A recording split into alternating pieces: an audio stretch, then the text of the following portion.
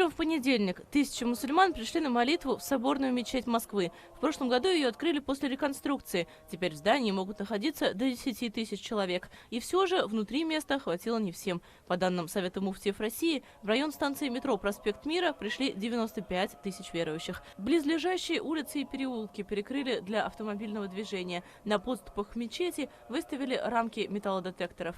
Ранее в пресс-службе МВД сообщили, что правопорядок на Курбан-Байрам в Москве будут обеспечивать 4000 полицейских. Всего в городе выделили 38 мест для совершения праздничного намаза. А вот с другим неотъемлемым атрибутом праздника – жертвоприношением – все сложнее. В Москве забивать баранов и другой скот запрещено. 14 специализированных мест оборудовано в Подмосковье.